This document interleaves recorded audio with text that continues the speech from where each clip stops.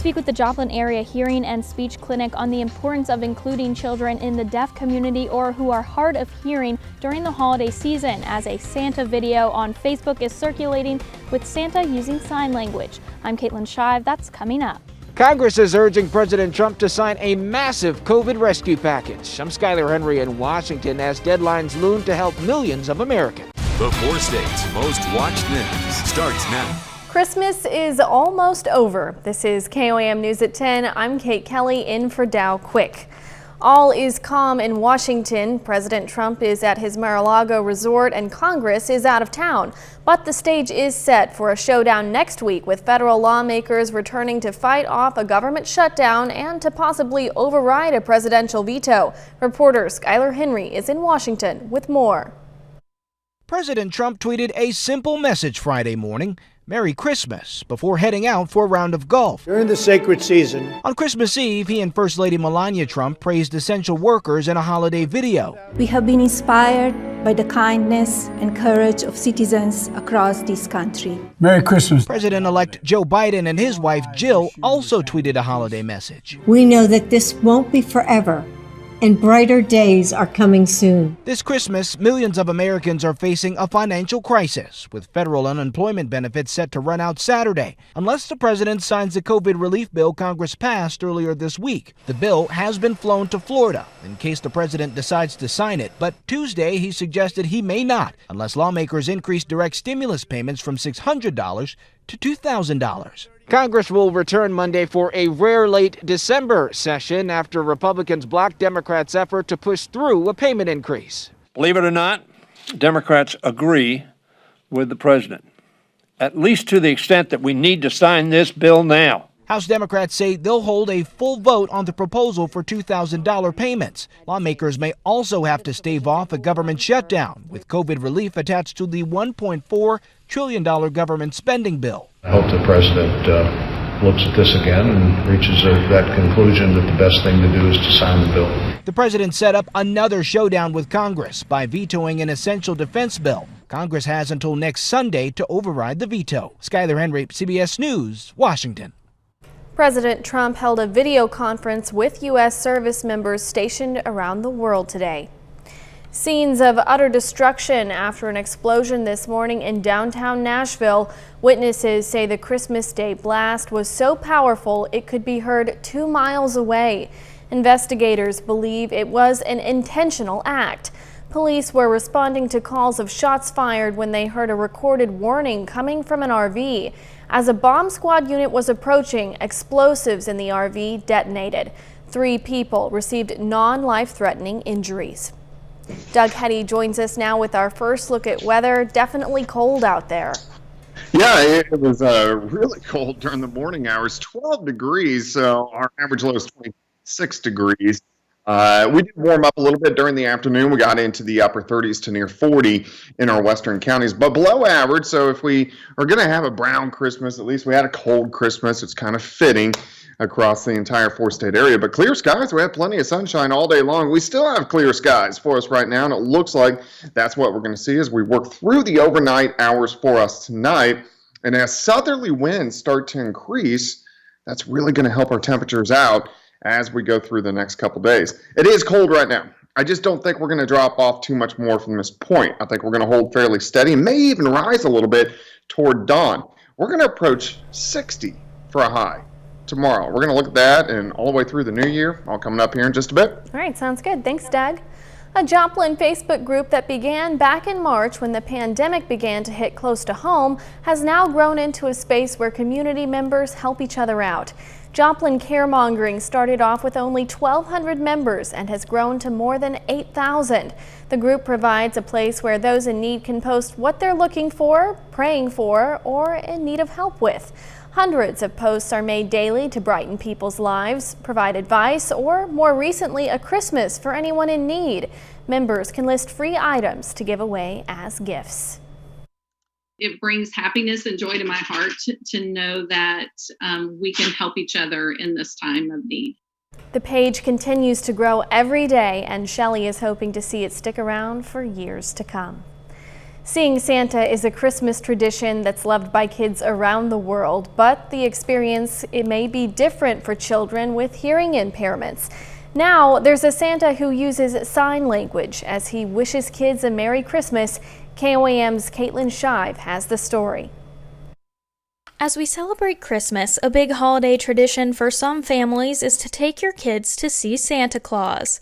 But with the pandemic, many may not have had the chance to do that this year. So a Kentucky man who goes by Santa J is hoping to change that. Everything's shut down. Visits with Santa, my season has been vastly different. I've not done half of the events that I typically do. And the ones that I have done have been nowhere near the children. He decided to release a video on Facebook as Santa talking directly to any child watching. It's been shared more than 30,000 times. This year, it's been hard. It's important, at least for kids, that they're able to see that, okay, well, we still have Santa. There's still some magic. There's still some wonder. But there is something special about this jolly old St. Nick's video. Santa J also uses sign language to be inclusive of children in the deaf and hearing impaired community. Make sure that you are accessible to everyone and including everyone. I mean, it's a big responsibility. I think it's very important. I mean, it's important that no child feels like they have barriers that keep them from Santa. Dr. Hanny McHale with the Area Hearing and Speech Clinic in Joplin says it's not too common to find holiday characters like Santa J. Definitely it's very important so they don't feel like they are left out. And if you are a parent of a hearing impaired child, they know all these things when we instruct them. It's a long journey when they are diagnosed with hearing loss. He says children that are hearing impaired rely on facial movements and lip reading.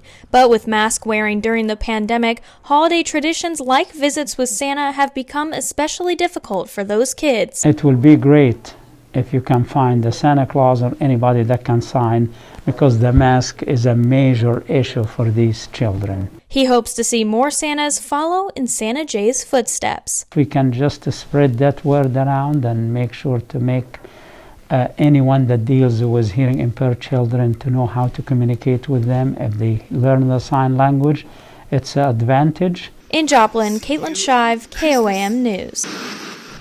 Santa J also says he brushes up on his Spanish so he can chat with Spanish-speaking children. Multiple organizations in the area made sure people didn't go hungry today by providing community meals. One of those was the Salvation Army in Joplin. They were offering meals to go as well as deliveries. The dinner included ham, green beans, corn, rolls, and a dessert. Officials say their Thanksgiving meal distribution served around 500 people, so they planned on doing the same today. We're not being overwhelmed, which is kind of a good thing, but still we're here to do what we can and serve the public. In addition to the meals, folks also got a goodie bag with candy and a pair of socks. Another organization offering a community meal today, the Carthage Crisis Center. They delivered around 350 meals to residents. Their meals had ham, turkey, stuffing, cranberry dishes, green beans, sweet potatoes, and a dessert. Officials say the generosity this year has been truly special. Blesses me over and over, and the faces that I see of people who come through our line to receive a meal, and they know that it's been cooked, they know that it's been made from scratch in home, and it's good and it's flavorful. The Crisis Center also delivered around 380 meals to people for Thanksgiving this year. It's time now for today's KOAM News Now Instapoll. Today's question is, on a scale of 1 to 10, how was your Christmas? 1 being terrible, 10 being great. You can vote at KOAMnewsnow.com/vote or through the KOAM News Now mobile app. Results are updated live, and we'll be checking in on them periodically throughout this newscast. Still ahead, a Joplin restaurant that has long been a staple in the community will soon have a new location and a new name. And when the owners of an area grocery store retired and couldn't find a buyer, the city stepped in to help. The Joplin Eagle Drive-In will be closing its doors soon and moving to a new location. The beloved restaurant has been around for years, but the owners are taking on a new adventure. A new restaurant will open in downtown Joplin at a larger location at 530 South Main Street, which used to be the site for Infusion Kitchen and Cocktails. The owner says it will no longer be called the Eagle Drive-In, but instead be called the Beast and Barrel. The new place will have a mix of menu items. I don't want to make anybody mad. That's why, I do want to keep some, like I said, some of those Eagle staples, and hopefully they'll travel down there and keep on coming, and hopefully we can kind of find a middle ground with everybody and keep the loyal Eagle Drive-In people happy. You still have a couple days to dine at the Eagle before it closes. The expected closing date is December 28th, with the new location expected to open in mid-January. The city of Erie, Kansas has finalized the purchase of Stubbs Market, the only general grocery store in town. The former owners of Stubbs retired and couldn't find a buyer, so the city stepped in to prevent Erie from becoming a food desert. Cindy Garland will be the new manager of the store, which is getting renamed to the Erie Market. I just hope the people that do want this grocery store come and shop here, because they have to support it if we want a grocery store, and that's the main thing, period, is this thing will thrive if they just do some of their shopping here. City officials have said they are open to suggestions from the community on how the store could change. Folks in Erie will soon be able to work on their green thumb. The Erie City Public Library was awarded a Spark grant to expand their We Share program. Under that program, library officials plant vegetables and give them, along with seeds, to members of the community. Now families who don't have room for a garden at their homes can plant and harvest their produce in a community greenhouse. So we ordered soil, and we ordered grow lights, and we ordered whatever we thought it was going to take. And we have like $1,400 worth of seeds over here that we found. The greenhouse, paid for with a Spark grant, costs around $10,000. Library officials hope to have it delivered before the new year. Let's check back in with our KOAM News Now Instapoll. Again, our question today is, on a scale of 1 to 10, 1 being terrible, 10 being great, how was your Christmas? Looks like so far everybody's having a pretty good Christmas, which is always good to hear. Remember, you can join in on the conversation by voting at KOAMnewsnow.com/vote or through the KOAM News Now mobile app. Doug is up next with a complete look at the forecast, and a little later on KOAM News at 10, the TSA releases numbers of people traveling by plane for Christmas.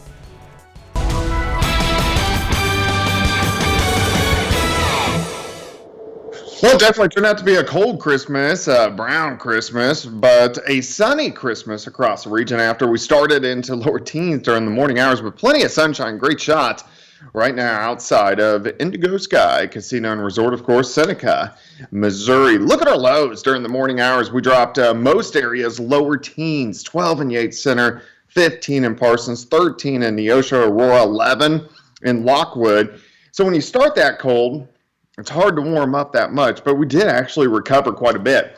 Mid to upper 30s on the Missouri side, and then once you get into Oklahoma and on the Kansas side, near 40 degrees for a high. And of course, it's still cold. We've dropped back over the past couple hours, upper 20s to near 30 degrees, but I think we're capped off. I think we're going to hold steady, maybe even slowly rise a little bit as we work through the overnight hours for us tonight. Check out the winds. Light south wind at about 5 to 10, but these are really going to increase as we head into the daytime hours tomorrow. Not extremely windy, but it's going to be breezy, but that's going to help our temperatures warm up across the region. However, when it's cold, especially at night, and you have a little bit of a breeze, it gives you a wind chill factor, so it feels colder than what it actually is. It feels like it's low to mid 20s across the region. Outside the station, 31. South winds 5 to 10, humidity is at 64%. Clear skies, that's what we have across the entire Central Plains, and that's what we're going to see at least through the overnight hours tonight and really into tomorrow. Behind a big storm system on the eastern third of the country, you can see that little bubble or that little ridge out across western Kansas. That's going to roll in tomorrow. When we get a little ridge of high pressure, we get pretty good weather, and that's what we're going to have over the next couple days. Let's go down the road. We do have a couple storm systems. Very weak one. It's going to zoom right on by Sunday morning. We may get a random shower or 2, but most of the weekend looks pretty good. Stronger storm system. This pulls out late Monday into Tuesday. Here's Tuesday morning. It looks like right now mainly rain. Look at the track of the area of low pressure as we head into Wednesday.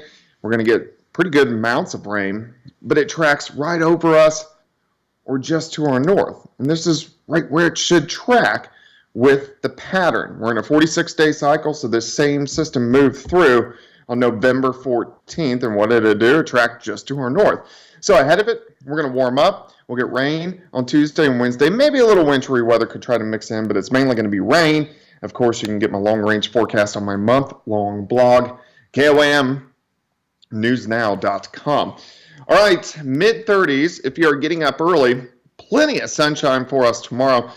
Huge temperature recovery, about 22 degrees warmer than what we saw today. 34 to start, 54 by noon. High temp right around 60 during the afternoon hours. Southerly winds continue to kick in tomorrow night, so only drop back to about 43. Again, a random shower Sunday morning.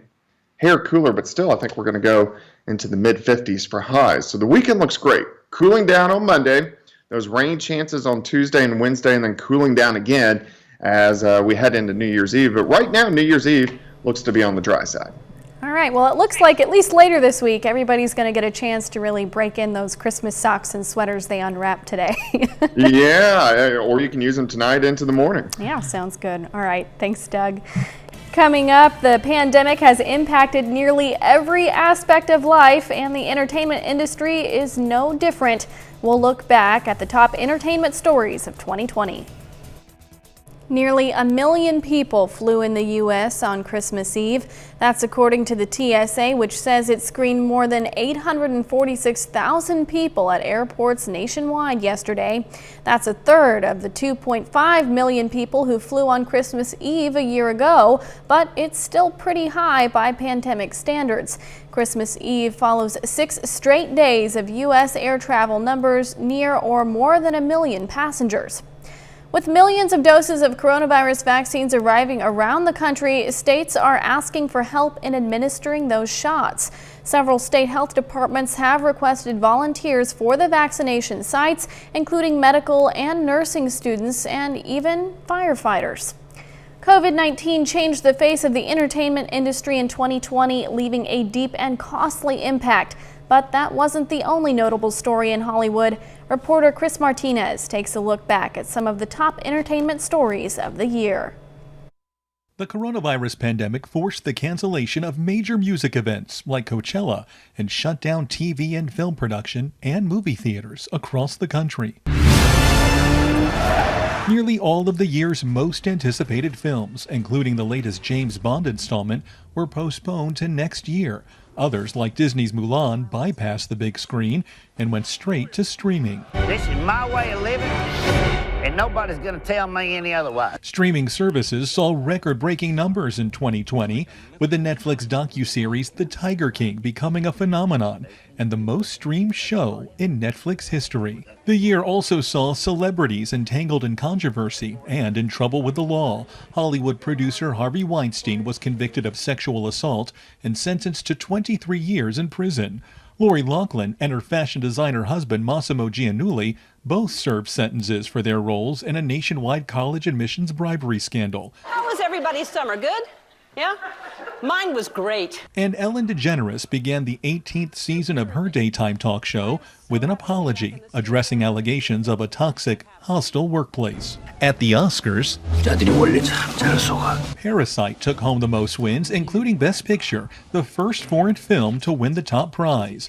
Pop star Billie Eilish won big at the Grammys, taking home 5 awards, including Best New Artist and Song of the Year. And Schitt's Creek made history at the Emmys, sweeping all the comedy categories, while Succession took Best Drama in a televised virtual ceremony. Fans mourned the loss of some beloved celebrities in 2020, beginning with sports icon and Oscar winner Kobe Bryant, who was killed in a helicopter crash. Here is the host of Jeopardy! Jeopardy host Alex Trebek passed away after a prolonged fight with pancreatic cancer.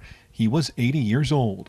Acting legend Sean Connery died at age 90. The Scottish actor was best known as the original James Bond. Wakanda forever! And Black Panther star Chadwick Boseman lost his battle with colon cancer. He was 43 years old. That's your year in entertainment. Chris Martinez, CBS News, Los Angeles. We'll be back with a final check of the forecast next. We take this time now to honor a local World War II veteran. Arthur Monroe served in the U.S. Army from 1943 to 1945. The Carthage, Missouri native was stationed in Papua New Guinea and earned a Purple Heart. We salute Private First Class Arthur Monroe, our four-state hero.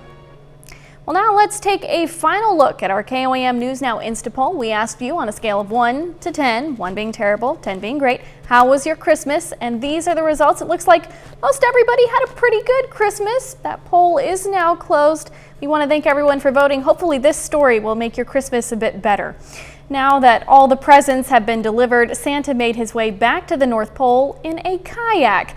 Santa was spotted making his way down the river in Oregon. The owners of the Steamboat Inn in Douglas County were able to catch Santa on the water. No word on what happened to his sleigh and reindeers, although, Doug, I'm sure they're probably just chilling out back up at the North Pole. Maybe, but it's 2020, so you never know what It's could cold happen. enough here, honestly. They could be right out our door. That's very true. Hey, but the weather looks pretty good for us as we head into the weekend. 60 tomorrow, and we're going to have partly to mostly sunny skies. Mid-50s on Sunday. Rain chances move in Tuesday and Wednesday. All right. Thanks, Doug. Thanks for watching. We'll see you tomorrow. Merry Christmas.